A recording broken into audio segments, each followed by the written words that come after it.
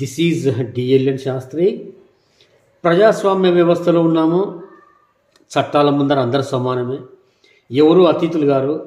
All are equal in front of constitution, in front of the bench, in front of the court. So ఎవరి స్టైల్లో వాళ్ళు చెప్తా ఉన్నారు.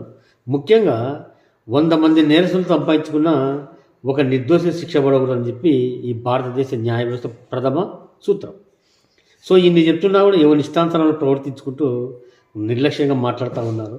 కేసులు పెడతాము, కోర్టులు తేల్చుకుంటున్నారు. సో కోర్టులో తేల్చుకోండి అనే మాట ఎందుకు వస్తుందంటే కోర్టు పరిధిలో ఉంది కాబట్టి కోర్టులో తేల్చుకోండి అంటున్నారు. సో కోర్టులో తేల్చే ప్రయత్నం చేసినాము. మ్యాజిస్ట్రేట్లు అనేవాళ్ళు కూడా నిర్లక్ష్యంగా ప్రవర్తిస్తున్నారు. ఇది వాస్తవం. ఇది ఎవిడెన్స్లు ఉన్నాయి, సాక్ష్యాలు ఉన్నాయి, అన్నీ చూపించేందుకు సిద్ధంగా ఉన్నాను. వచ్చే నష్టం లేదు. ఈ సందర్భంగా బహిరంగంగా చెప్పేది ఏమంటే, చూసాం ప్రతి స్టేజ్లో ప్రతి ప్రయత్నం చేస్తూ వచ్చాము. ఎక్కడ ఏమి జరుగుతుందో చాలా స్పష్టంగా అర్థమైపోయింది. ఎవరికి బాధ్యత లేదు. కోర్టులోకి వెళ్ళి ప్రైవేట్ కంప్లైంట్ ఫైల్ చేస్తే ప్రభుత్వ అనుమతులు ఉన్నాయంటున్నారు. సరే, చట్టంలో ఉంది, చాలా తప్పేది. అదే ఛార్జ్షీట్లో ఎవిడెన్స్లు లేవు. 41A నోటీస్ ఇచ్చారు.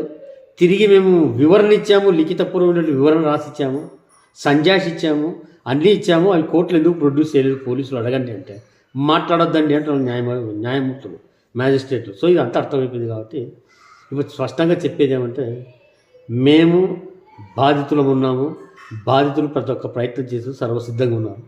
సో బహిరంగంగా చెప్పేది ఏమంటే, మాకు వచ్చే నష్టం ఏం లేదు, నష్టపోయారు.